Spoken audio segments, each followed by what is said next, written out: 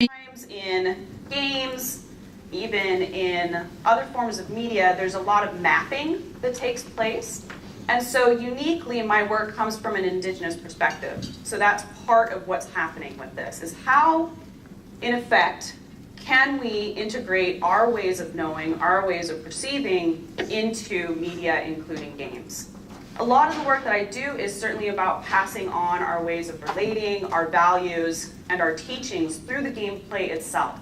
So my hope is to get at this idea that it's not just about putting indigenous representations in games, but rather, how can we actually make indigenous design? Now, there is no one way to do this, and this is certainly not to say that if you are an indigenous game developer that you have to make something that is decidedly indigenous. It is indigenous because you are indigenous.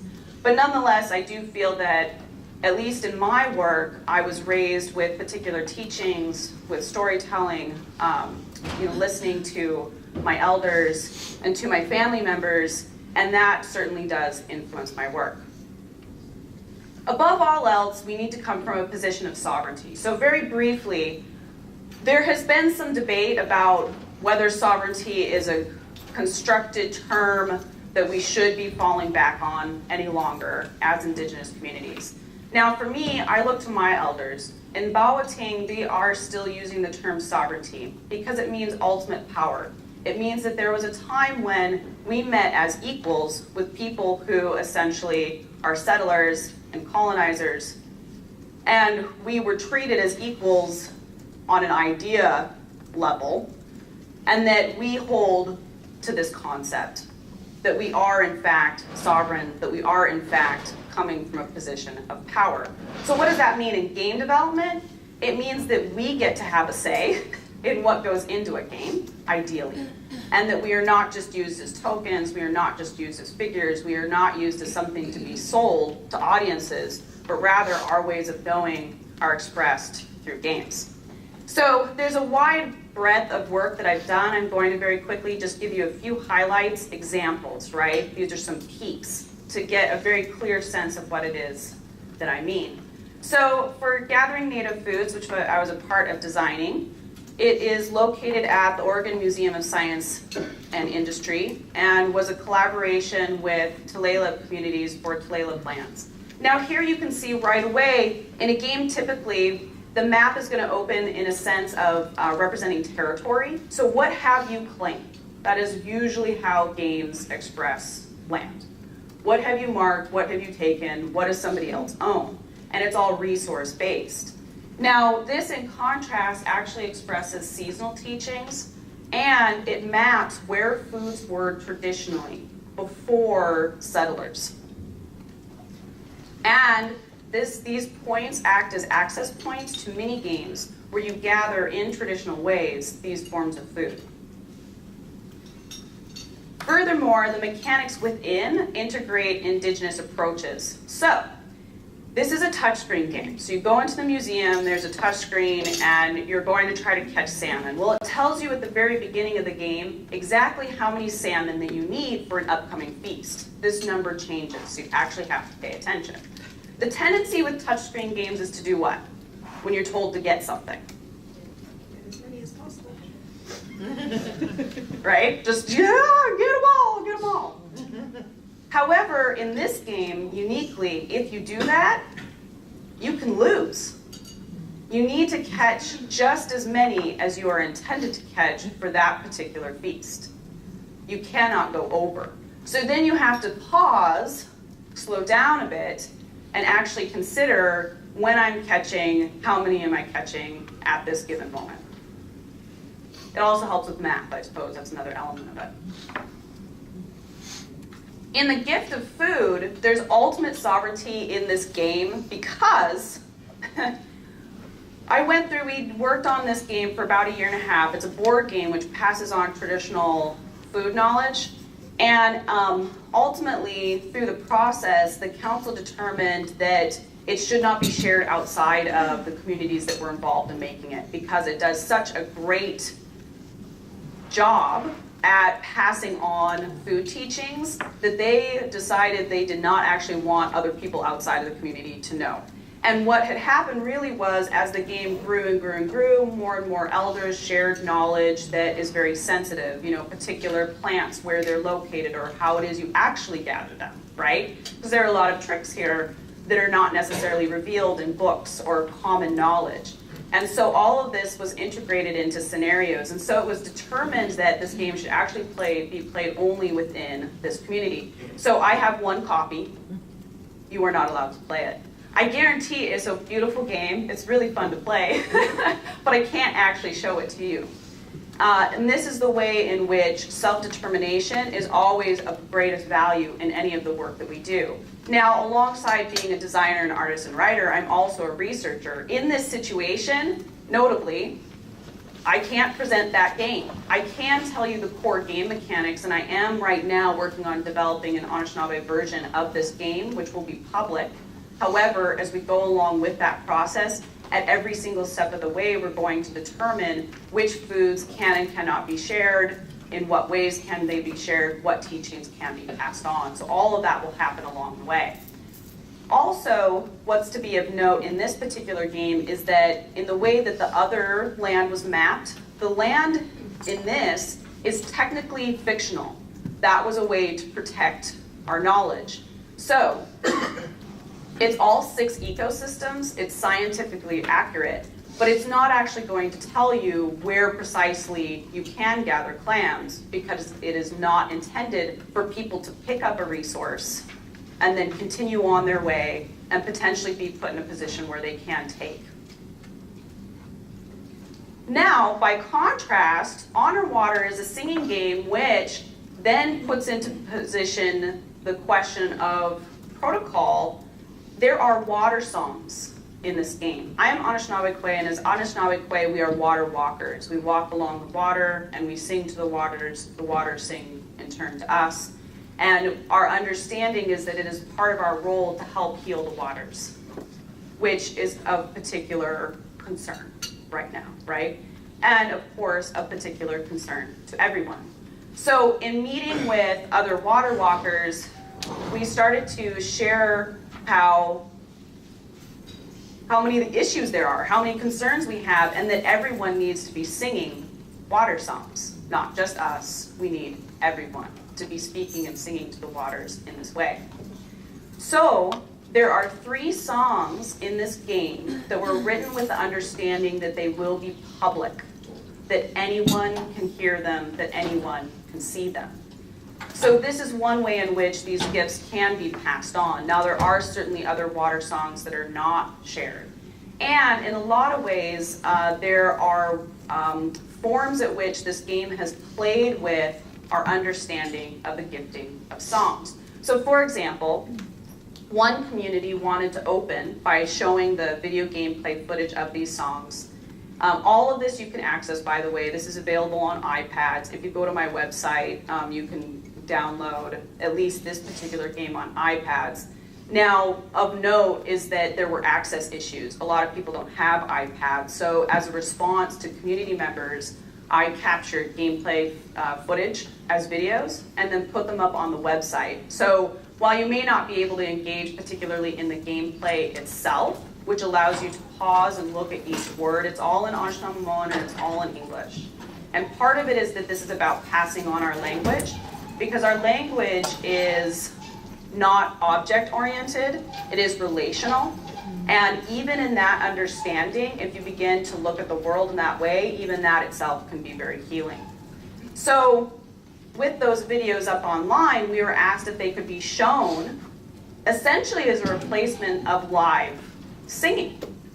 And because they did not have the money to ask a group, a circle of singers to come out and bring them and offer it that way, they offered tobacco digitally. So they took a photo of tobacco, and that was how they gave their offering. Because typically when you ask for songs, you first offer tobacco, then ask, then you wait for a response. So there are changes in a sense about how we're understanding this. Is it that it's about the tobacco itself and where you got it from and how good it is? Exactly where did you get that tobacco from? How much are you offering? It's not about any of that, in fact. It is about your intention in making an offering to begin with, which can be done digitally, even through photos and through social media. So this is some of the art from the game. This art flows behind as you're playing. And again, as I said, you can access the words individually. And when you look at them, you can look at their root, you can look at them in a sentence, and you can listen to them repeatedly.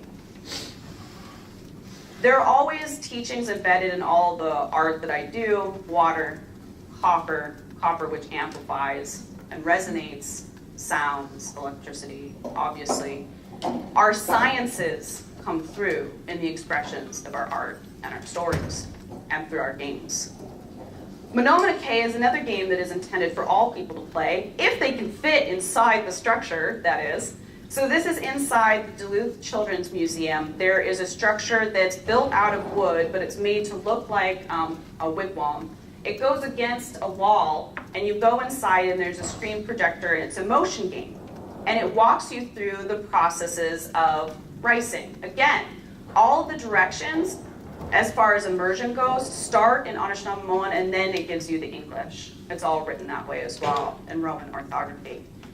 So you're given instructions as you go along about the processes of wild ricing, which happens on the Great Lakes. This takes place in Minnesota in particular. And going back to what was done with the earlier work, where if you catch too many fish, you lose. In this game, when you're knocking rice, what you do is you have these knockers, and you're supposed to pull the rice stalks very gently, and you're supposed to tap them, and from that, these seeds fall off into your canoe, and that's the rice. Well, the tendency again is to do what? If you think you're holding a stick and you're supposed to hit something. Whack it, whack it. Well, don't, the game will catch if people are doing that, if they're moving too fast or if their motions are too hard, and it will say, slow down, be gentle to the rice. Now, this is very important because this is actually an issue that is happening right now with ricing lakes. People are returning to ricing. They think they're restoring the teachings and they're returning to traditions. That's really great, but unfortunately, due to the effects of colonization, a lot of the teachings have been lost, and people are unintentionally beating the stalks down and potentially ruining them, not just for the next season, but potentially killing the plants.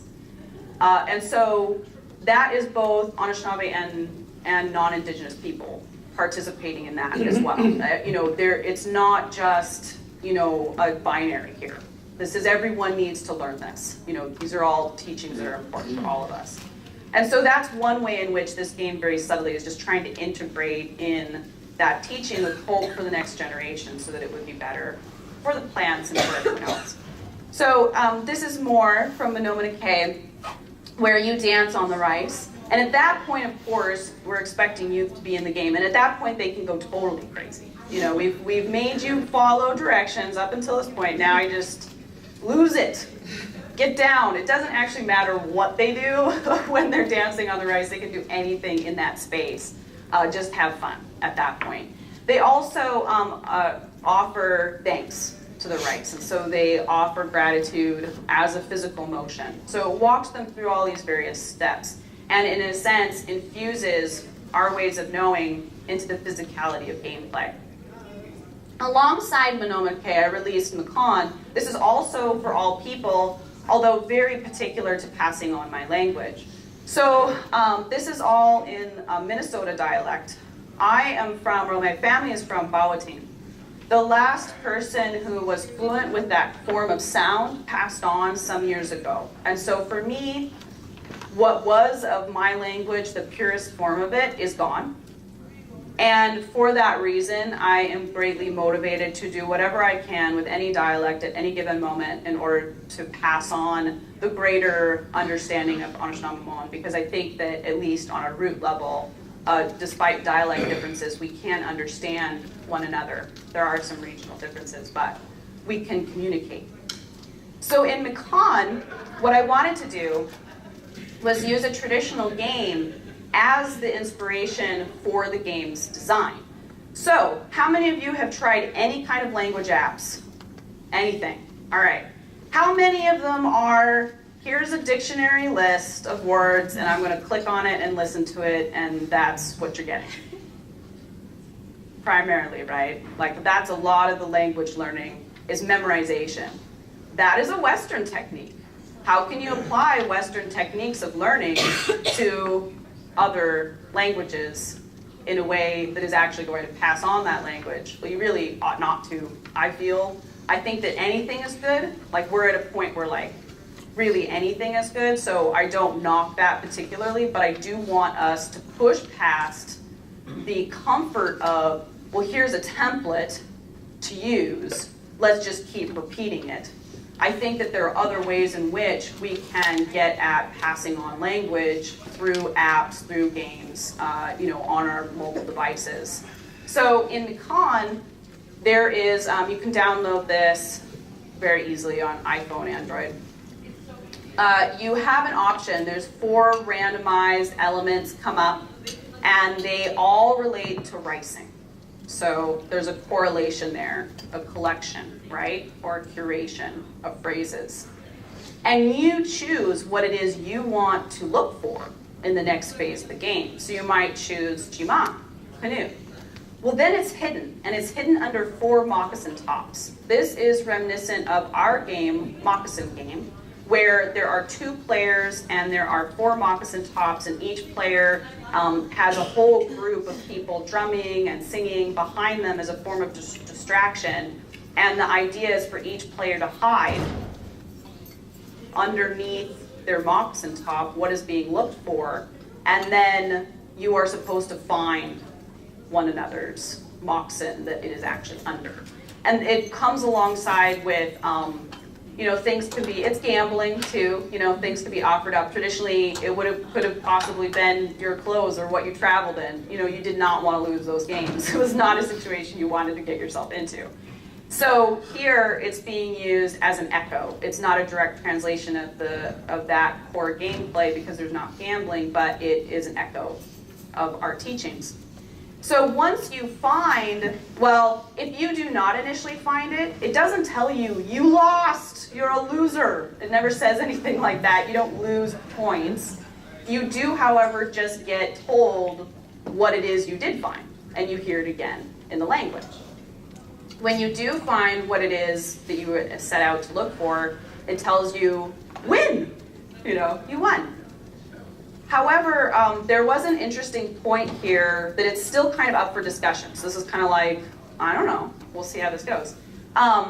There's one version of the game where some people considered it a bit distant because the phrase I used means he or she won. So it tells you in the language, but then it says in English, he or she won. The idea of this was for me to pass on the teaching that our language is genderless. There's no gender in our language, okay? So people who understand that or are interested in those kinds of teachings were very excited to hear this. Some people, though, were saying, well, it's in the third person, so we would prefer it to say, like, win, or you win. And so I did change it. However, what's interesting is that I found that people who identify within our community as Two-Spirit have determined to keep the older version. They just refuse to update to the new version because they like it that way, right? Referring then, in a sense, as a pronoun as they, right? That's the form that takes. The language comes out that way. And so I think that this is very beautiful, is that there's self-determination even in the choices that players are making about which version of a game they want to keep playing. All right, I got 2 more and then we'll break into questions.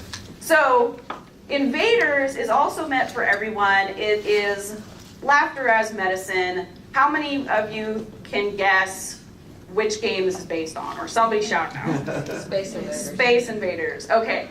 So this is art from Stephen Paul Judd. Really, quite honestly, what happened was, the truth of it is, I lost everything in a wildfire, not last summer, but the summer before.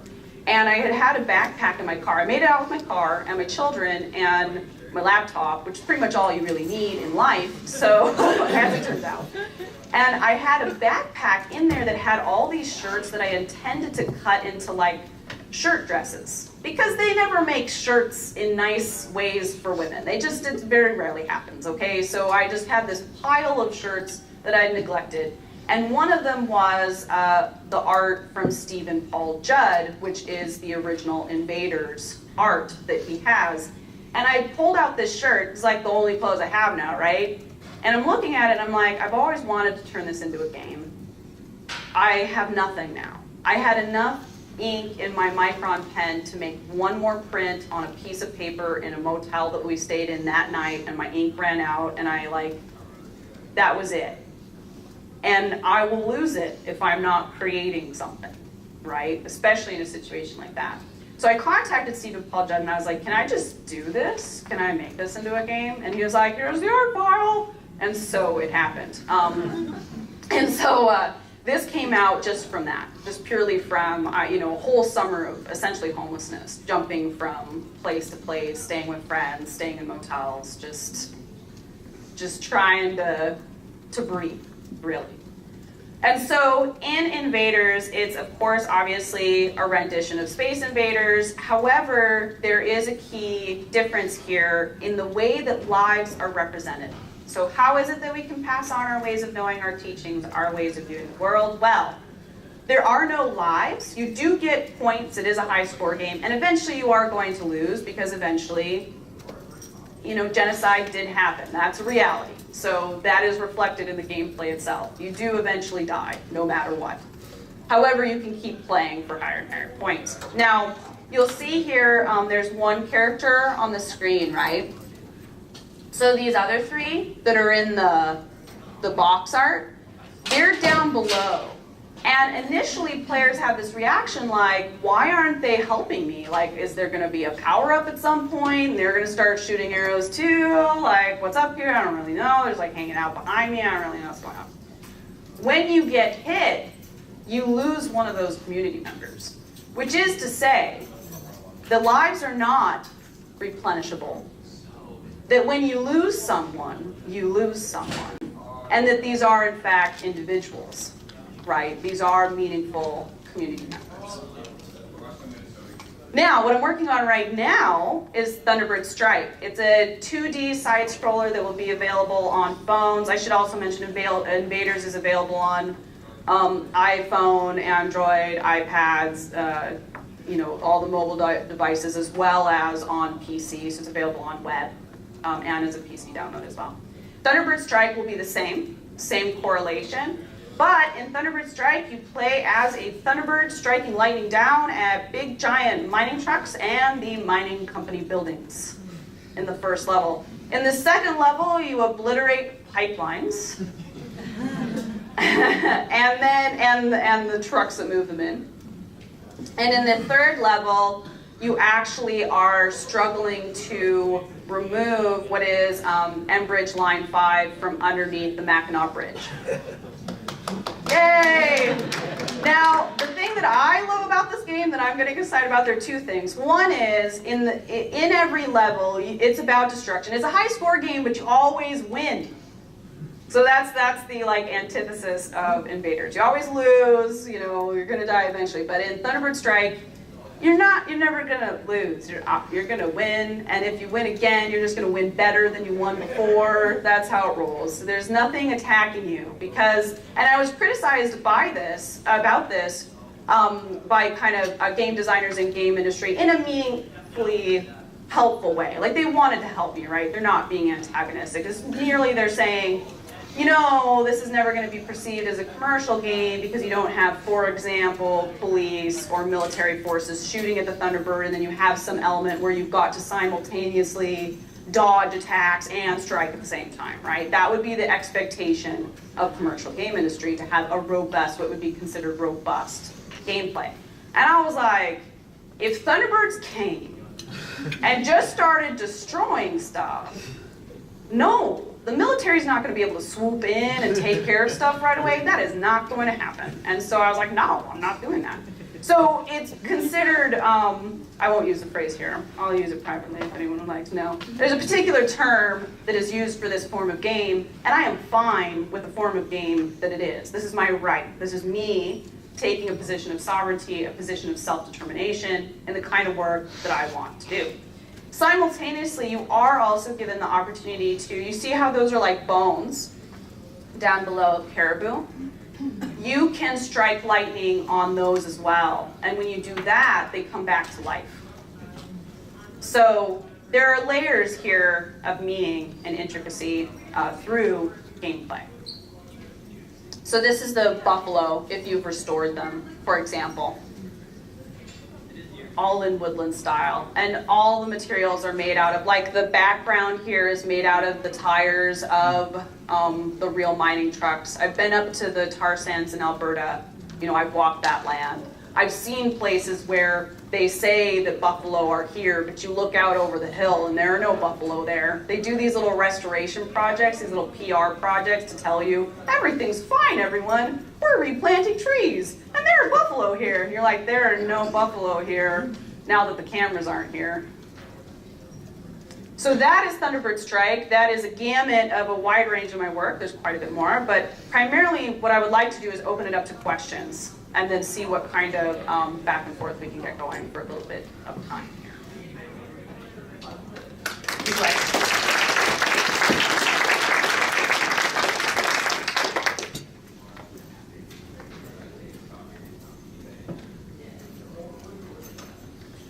I'm interested in your visual process. You mentioned the tires in the background. Could you say a little bit more about using that? Sure. So there are a couple of different aspects here. There's how I work as an artist, and then there's how I work as an absolutely what would be considered an insane game artist. So in most games, I'll say this note, and then I'll tell you my process from the art standpoint. In most games like this, side scrollers, you would have about four tiles of backgrounds which would be repeatable. And you'd just keep repeating it. In each level alone, I have about 39 unique backgrounds. So that tells you a little bit about how ridiculous I am and how that's not necessarily the process you would want to use in doing game art. However, it's a handmade game. It's a different process that I'm going about. Okay. Now, how is it that I make my art in general? I hand draw everything, and I hand draw in layers. So I do my inks, I do pencils, and then I do inks by hand. And then I scan all of these layers. And I work with photos of real textures that I have, in a sense, gathered myself. Part of this is about a sustainability practice. So I can reuse a photo of birch over and over and over and over again, and I feel like we are so limited in how much birch is available from birch bark, from trees, that my hope is to not use it up over and over again for every piece I have to make. Plus, there are knowledge carriers who really have been raised with how to gather birch and how to do that properly. And so my hope is to leave those teachings to those artists who really use it, and it needs to be in that form, right? Whereas my work is digital, so I have the affordance of repeatability. I can do that. And so this is like a tire texture. This is but that's me finding one of those trucks, and taking a photo and having just an archive of textures. And then I change the textures quite a bit as well. There's also some painting that's gone on in layers. So like the shadows that you see, that's all me as well, overlaid. So everything gets changed along in the process. The rocks in the background are made out of real rocks as well as silver. The caribou in the front are made out of copper. Sometimes I will hand cut. It just varies. But primarily a faster way of doing it is to hand draw and then cut digitally, essentially, in layers. The truck is also actually made out of a rusted form of that truck that I found at there was a museum of vehicles that I found, and it was outside. And so I got photos of that texture in particular. So I hope that gives you a sense and answers your question. Hi, thank you so much for your wonderful. Thank you for listening and for being here, especially this early in the morning. Yeah, thanks again. I was really struck by your statement about how the representation of language in your game is an echo of indigenous teachings, and so I would love to hear more about that. It seems to me that there's some correlation between the idea of the echo of the indigenous teachings with the Manoominike, singing to the water and the water singing back to you.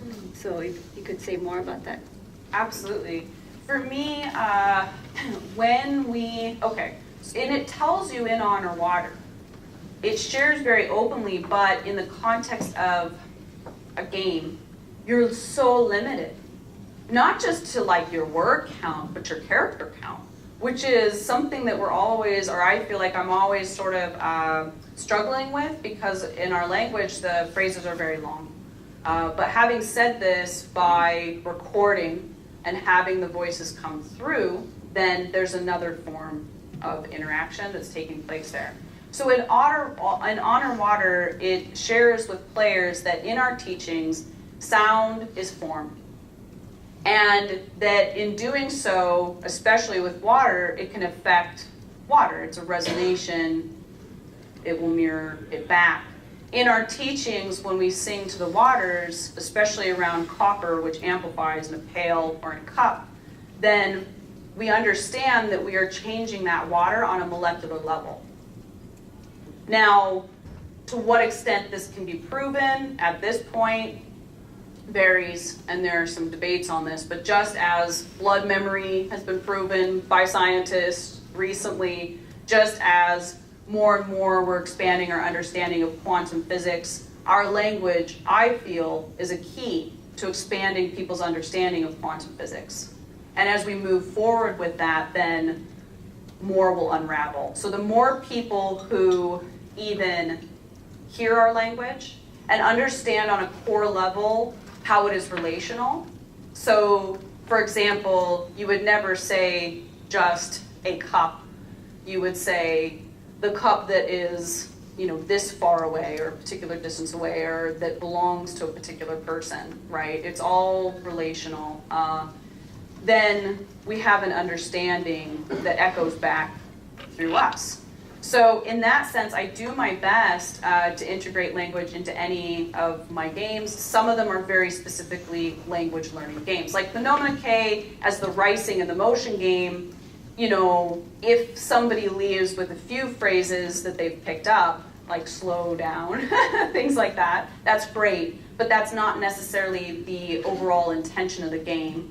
However, with Honor Water, the intention there is to share those songs and hopefully for people to speak in Anishinaabeg, or sing, rather, in Anishinaabeg. In Mikan, the hope really is for people to speak in the language. And I have heard, it is very great intergenerationally. So grandparents with grandchildren, there's been incredible feedback about Mikan actually activating those phrases in players. They do pick it up. And they pick it up more so because there's less pressure and because it's intrinsic. It's just kind of in the back of their mind, like, oh yeah, Jiman, canoe, Nabi, water, right? So all of that is very paramount in my work, and makes it distinctly Anishinaabe or Anishinaabeg way. And in this way, there's, I guess, a balance to that, because Invaders, there are some games that I want to make in a way in which they will be received widely by as many people as possible. And so Invaders is in English, because that's the commonality, right? Thunderbird Strike will not necessarily have directions in Anishinaabeg. What will probably happen is that the cutscene narration, the stories, will be in Anishinaabeg as well as English, but you'll only hear it in Anishinaabeg. You're not going to hear it in English. It'll be as immersion oriented as I can have it reasonably. And then the hope is that it will actually be open to, like as far as the directions go, like the game menu and all of those aspects, that we can have it in many different languages. Localization on an indigenous level for games.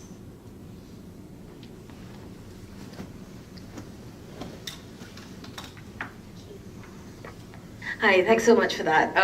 It's really kind of boggling how similar your experiences are to our experience making games in India. Yeah.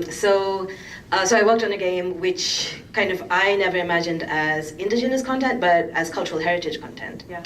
And I'm kind of struck by the tension that's set up by those ideas, right? Because what it means to be indigenous in your context, as far as I understand it, is being off the land and with this understanding that your sovereignty is kind of created by almost kind of in opposition to settlers who have kind of intruded or invaded that land.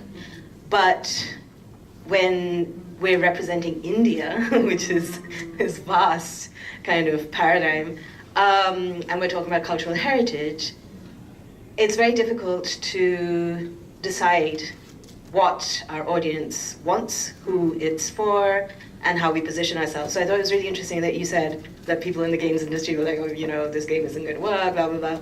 And the game that we have created is on Steam. It's a commercial release game. But we had like many similar conversations. So the language that it's in, it was meant to be in Tamil because it's set in Madurai, which is in South India. And we had a long debate about whether it should be in English or in Tamil, because my argument was, well, people believe in orcs. They're happy with, what is it, the Star Trek? The Star Trek language? Oh, Klingon. Yes, yeah. So people are happy with Klingon, but why should they not be happy with Tamil? I don't understand why we have to kind of cater to. But it's really interesting that it's exactly the same problems. But my question to you was that, do you see yourself as an ambassador for a certain kind of cultural heritage through your work? Or is it actually a distancing away from the idea of cultural heritage because cultural heritage is kind of embedded in the idea of nation? Right. So I'm really interested. Sure, yeah, that's an incredible question. I feel that we each have to come from our own voice in as best as we can in each particular project that we're working on. Now, this is why I went the academic path. I knew very early on that there was not going to be the kind of support that I wanted for my games if I say, yeah, you know what, the cutscene's only going to be in Anishinaabeg, and that's how it's going to be, so what are you going to do about it? That's not going to necessarily be that well received all the time as far as its sellability. So I wanted to position myself in such a way where I could grant fund games and other projects and distribute them for free to my community members and to whoever else might be interested, if that is appropriate in that given situation. So that was the path I went on very early on. That's why I got a PhD. Not that anyone wants to hear that as you're getting a PhD. Actually, I'm here to work the system against itself so that I can re-empower the people that the system disenfranchises. That's really a great way to introduce yourself as a PhD student. But nonetheless, here I am. So it worked somehow, and I'm very, very grateful. I mean, that's part of this work, is that Michigan State University has been supportive of my voice. So in this sense, I feel that personally, I will never be involved with, insofar as I know right now, I have not been involved so far with a game that could be definitively a cultural heritage game, much like Never Alone, right? So Never Alone did that. It made an indigenous culture palatable to a commercial audience and opened up those pathways. Incredible work that was done there. That is not necessarily the kind of work I'm interested in doing, because I really want to play with mechanics. I want to see a game engine based on quantum physics for real. Like for real, for real. I want to see us push to liquid technology. I want to see us really echo back all of the teachings that my elders talk about, which is they laugh at this hardware. This is funny, you guys. This is funny. This is funny to them. And it's funny to them because of our ceremonies, because of the stories we share, because of what has been passed on through generations and what we know to be and what has already been.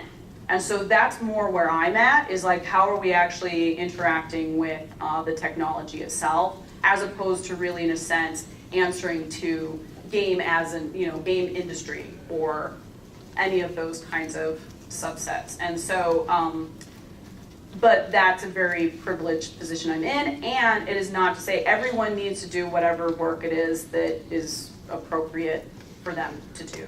Some people are going to work on a cultural heritage game, and I do believe that people are very interested in difference. They want something new. They want other languages. They do want that. I think that that's of interest to people But the question is, can you do that and simultaneously have gameplay which is up to commercial quality standards? Now, that's where the hot wall happens, because those games are millions to make, you know, and vast teams. And so that's where we've hit this wall in a sense, because it's hard to convince marketing that the money should come down that way to a project like that. You know, you have to prove that there's a wide enough audience for it. And so, my games, the game that you just released on Steam, all of those downloads, all of that accruing of audience over maybe several years will eventually get someone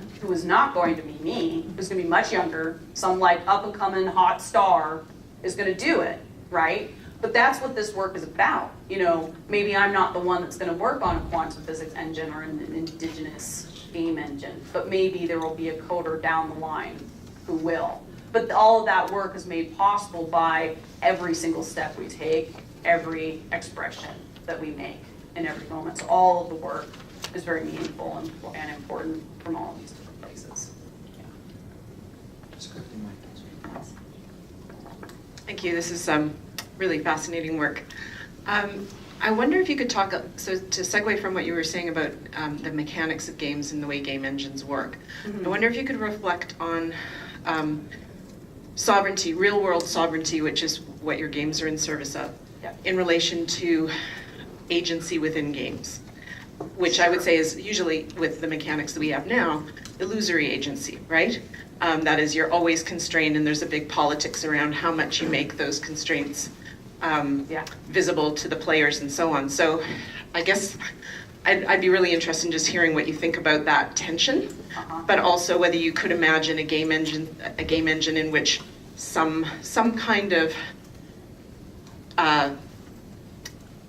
experience of agency is possible that's closer to your sense of sovereignty in real life. Absolutely. That has to expand through artificial intelligence and procedurally generated content.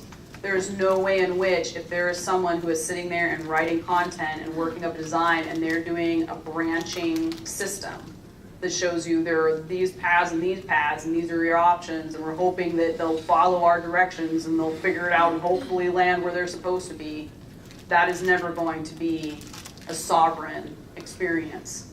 So as we get more work happening with procedurally generated content, so that would be for landscapes, environment, changes in that sense, backgrounds, the worlds in which we're interacting in, as well as with artificial intelligence, so characters which can actively respond are living. It requires the technology itself to be more responsive and more living and more relational, as opposed to set in place. That's exciting, but that's the genuine answer to that. You know, and even I started off as a game writer until I did so well at what I was doing that I convinced companies that I could do design too. You know, that's how I worked my way in. And essentially that was because I would get hired in as a consultant. They wanted a cultural consultant. Okay, we know we're not supposed to work with this material without having somebody involved, so involve a consultant, which typically tends to mean that they're going to do what they want to do anyway, right? But this person was involved, you know, and I never really would play that role. I'd bounce back at them and really try to rework it. And when you know, the companies that I worked for started to see that I had design ideas which could actually be reasonably implemented with the budget that they had, because what will tend to happen is the automatic response is, we need a massively multiplayer online role-playing game, you know, and yeah, that's totally true. And there is actually a team, they're Maori in New Zealand, who are working on that, and I'm like, best of luck, that's awesome. You know, I'm there and I want to be supportive for them, with the understanding that that's millions upon millions upon millions of dollars and a lot of development time and a lot of team members. But I feel like if anyone can do it, it's going to be Maori. So I'm excited. Like, there is the possibility that there will be more agency offered through spaces like that. So an MMO would be a possibility, right? Even if not looking at, and I think procedurally generated content, because I'm still thinking kind of like lower scale projects that I could manage. The Unreal Engine could actually, we could actually start working on something like that right now, you know. Virtual reality is another space that a lot of people are jumping into right now, and that's where I feel a little bit like, wait, come back, because we're at a point where we could really refine games, you know. We could really bring this to a whole other place and expand it and be really great, and everyone's just like, VR, you know, and they're gone. And they're experimenting in spaces that make people sick, you know? And this is not to say that I'm not also doing the same thing. I'm working right now on a project called Along the River of Space-Time, which is a virtual reality experience, and I'm hoping to make it more game-like, because what makes it a game, that, you know, input, giving you some kind of feedback that you've succeeded at something, and there's some kind of response system, right? And so you will be experiencing the Red Cedar River and the Grand River throughout the seasons from an Indigenous perspective. I'm currently working as best as I can to map where all of the villages, mounds, burial grounds were traditionally, and to, in a sense, return attention to that using water songs and recognition of the traditional plants that were growing in those spaces. And that is being done with a 360-degree camera. So these are real locations. It's actually the land itself that you are going to be experiencing and going to be in. So, you know, in that sense, the player agency there would be their physical reaction and their presence in the space will affect visual and auditory elements in the space itself. So the space does not exist as it can be without the player and their choices. So that might be a small way in which something like that can happen. We're getting close on time too. I want to watch, but I'll let. There's one back there. But this might be down to like last two or something. Hi, thanks for your talk again. Hi. I have another question sort of relating to the sovereignty question. Yes. You mentioned earlier in your talk how sovereignty is a contested concept, and I can Yes. see how in games that would be particularly the case with how sovereignty as power or as self-determination has been used by, say, Gamergate, Yes. or by currently like racist populism, right? Yes. So how do you see a way of using sovereignty that can sort of undermine or contest those uses of sovereignty? Absolutely. I think it's all in our presence and ongoing motivation. So for example, in Bawating, just to give you a sense of like what sovereignty means from a reservation standpoint, they've put in at Batchewana First Nation solar panels, and so they are selling electricity through solar panel technology, and they're finding other ways to implement processes by which they can both work within and without the wider system. So what, like, I think I need to go back personally before talking about games to what would sovereignty look like genuinely, because why is it contested right now? It's contested because we're kind of sovereign and we're kind of not in a lot of communities. Like, sovereignty means we have access to clean water. We get to say what happens to that water. That is not happening whatsoever. There are communities without water. There are communities with poison water. There are communities where chemical dumping was done very much on purpose, you know, very much so. Down in Sarnia, Ontario, they're still experiencing effects from that. I know community members who have cancer just from living there, you know, and they stay because that's their community, and they stay to track the animals and to take photos and to hope, you know, in the hopes that there will be change, right? So sovereignty would mean having our own food, having our own community gardens, which are completely self-managed. And then it would also mean being able to speak our languages, have immersion schools from a very young age, right? It means having our teachings and being completely able to express ourselves however it is that we want within our communities. We're not necessarily there in a lot of places, not because of our own means, but because of what is happening around us. So in that sense then, as all of this is happening simultaneously, sovereignty in games means just in a small act, me being able to release a game and saying, this is for me, this is for my community. If you would like to play it, that's fine, but you really have no say in what goes into the design. And not being held to being concerned about that, really. And I think that that, as an act of resistance, is what is most powerful about self-expression right now. And that can happen not just for me, but the idea is for that to happen for many other people, which is why for over 10 years I've done youth game development workshops. So any company that is going to work with Indigenous representations in their games ought to also simultaneously be running game development workshops with youth from that community to build capacity so that there can be self-determined companies in the future. Thank you. You're welcome. And I think that is probably That's 10. the wrap up, the 10. All right, thank you.